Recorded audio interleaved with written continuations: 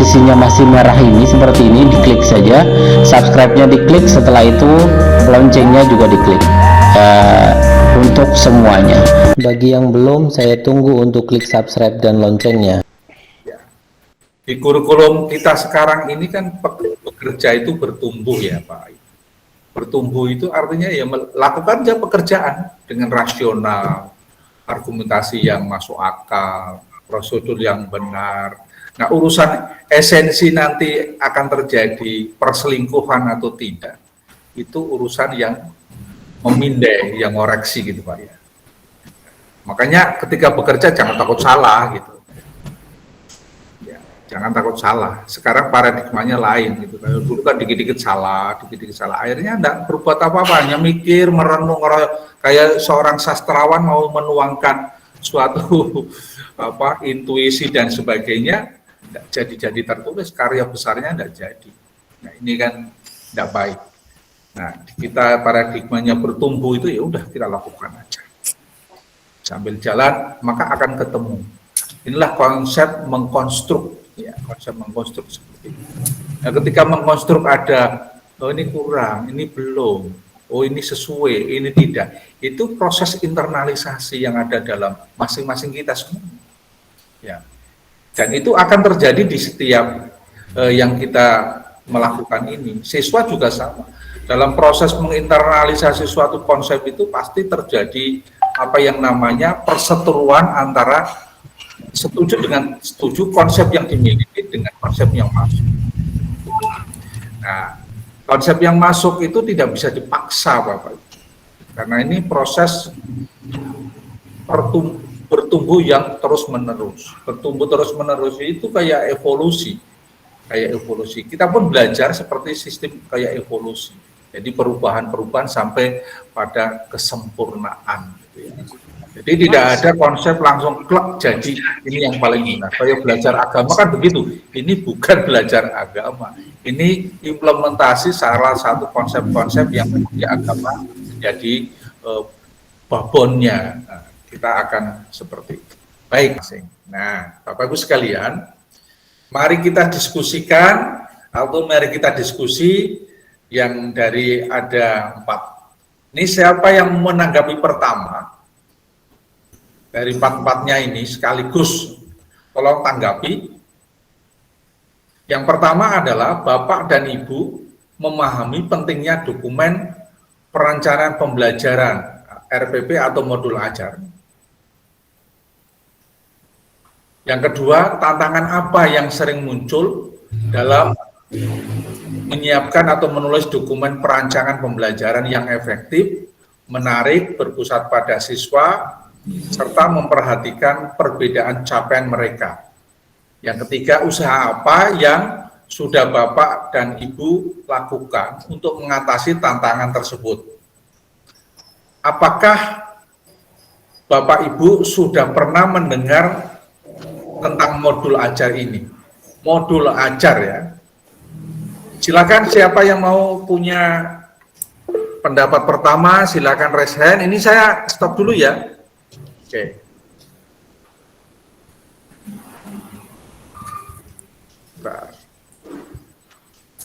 Nah, silakan. Yang pertama siapa? Oh, Mbak Putri. Silakan Mbak Putri. Oke, matur nuwun kesempatannya Pak Put. Maaf tadi telat sedikit. Terkait dengan ini ya, pentingnya dokumen atau perancangan pembelajaran, yakni di sini adalah RPP atau modul ajar. Ini sangat penting ya, karena RPP merupakan RPP singkatan dari rencana pelaksanaan pembelajaran ya, berisi tentang langkah-langkah ya, langkah-langkah bagaimana Bapak atau Ibu guru itu melakukan kegiatan selama 2 jam pembelajaran. Kalau misalnya RPP yang dulu, kalau sekarang kan RPP-nya lebih singkat. Namun di dalam EPP itu akan terlihat apa saja yang digunakan, dilakukan oleh Bapak Ibu guru ketika beliau mengajar. Gitu. apa medianya, apa metode pembelajarannya, tujuannya apa, indikatornya apa, dan sebagainya. Walaupun RPP itu sekarang sudah dipersingkat menjadi satu lembar, namun demikian nyatanya ya RPP itu adalah ininya menurut saya adalah fleksibel sesuai dengan apa yang akan dilakukan oleh Bapak Ibu guru ketika mengajar, dan RPP itu dapat dibaca oleh semua orang yang membaca RPP tersebut. Menurut saya seperti itu. Terus kemudian jadi dokumen itu adalah penting dibuat oleh guru sehingga ketika beliau itu mengajar di dalam kelas mereka mereka mengetahui arah tujuan apa yang akan mereka lakukan pada hari itu, pada jam itu, dan pada mata pelajaran itu. Jadi siswanya pun terarah nantinya. Kemudian otomatis tantangan yang sering muncul ketika menyiapkan atau menulis dokumen perancangan pembelajaran yakni RPP atau modul ajar, yang pertama adalah waktu, di mana Bapak Ibu harus dapat mengosongkan waktu ya, atau menyiapkan waktu untuk benar-benar menulis dan merancang itu secara pribadi, mandiri, sesuai dengan karakteristik siswa. Nyatanya waktu itulah yang tidak ada biasanya. Terus kemudian pembelajaran yang efektif dan menarik. Nyatanya pembelajaran yang efektif dan menarik itu biasanya menggunakan media pembelajaran yang interaktif sehingga siswa itu dapat yang berpusat pada siswa ya, biasanya itu adalah menggunakan media pembelajaran, apalagi yang sekarang adalah teorinya adalah konstruktivisme. Kalau dalam mata pelajaran matematika sendiri bisa menggunakan media-media pembelajaran manipulatif di mana siswa nanti dapat menemukan rumus-rumus matematika sendiri. Jadi ya tanpa menghafal atau mendapatkan rumus itu serta-merta adanya dari guru. Nah, untuk membuat suatu pembelajaran yang efektif dan menarik, pastilah butuh tadi media pembelajaran. Nah, di sini terkadang sarana dan prasarannya belum ada. Ketika guru nanti membuat media itu bisa sebenarnya, namun demikian waktu tadi terkadang. Karena apa? Waktu kita pada saat mata diskusi waktu kemarin ketika ada perancangan BOS, ARKAS dan sebagainya, kita sudah pernah membahas bahwa guru itu sejatinya juga menjadi administrator. Jadi beliau sebagai guru, tapi beliau juga merangkap sebagai bendahara BOS dan sebagainya. Sehingga waktu itu yang sangat amat susah ada. Gitu. Kemudian usaha apa yang sudah Bapak Ibu ya memang meluangkan waktu, menurut saya meluangkan waktu untuk membuat sendiri sesuai dengan karakteristik siswa. Nah, kalau mendengar dan membuat mendengar dan mengetahui modul ajar, kebetulan ya beberapa penelitian saya terkait dengan pembuatan modul ajar sehingga yang sesuai dengan karakteristik siswa. Misalnya adalah kalau kajian saya adalah siswa-siswa yang slow learn, di mana adalah siswa-siswa diskalkulia, siswa yang mengalami pembelajaran kesulitan belajar matematika, otomatis insya Allah saya mengetahuinya gitu ya, walaupun terkadang setiap orang memiliki persepsi sendiri tentang modul ajar. Mungkin itu Pak Pos, matur nuwun. Matur nuwun Bu Putri, luar biasa lengkap sekali. Nah, sekarang ditambah oleh berikutnya Ibu Ambar. Silakan Ibu Ambar. Ya. Terima kasih Pak Gus, mohon izin untuk menyampaikan pendapat saya. Tadi yang dari Bu Putri sangat lengkap. Pentingnya dokumen perancangan pembelajaran RPP atau modul ajar itu merupakan pedoman bagi guru, arah bagi guru dalam rangka proses pembelajaran. Di dalam RPP itu sudah ada tujuannya, kemudian ada juga alur tujuan pembelajarannya, kemudian ada kegiatannya, aktivitasnya itu apa saja, mulai dari aktivitas yang pertama itu adalah diawali dengan tes diagnostik, kemudian nanti ada aktivitas kinerja dan seterusnya sampai dengan asesmennya.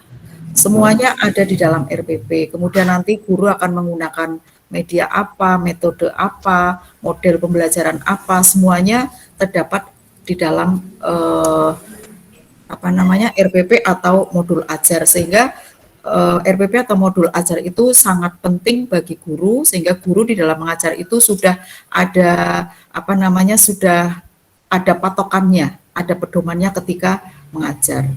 Kemudian tantangan yang dihadapi hampir sama juga dengan Mbak Putri tadi.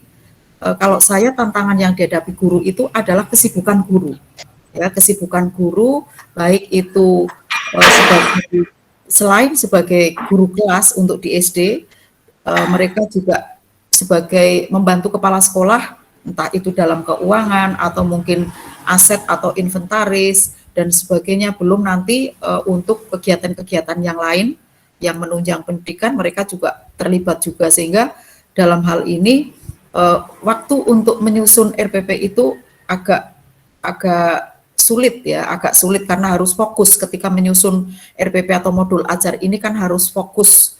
Nah, sementara tugas-tugas lain banyak. Kemudian yang kedua, ada juga tantangan yang lain, yaitu guru masih merasa enggan untuk menyusun RPP atau modul ajar karena sudah terbiasa menggunakan RPP yang copy paste, itu tantangannya.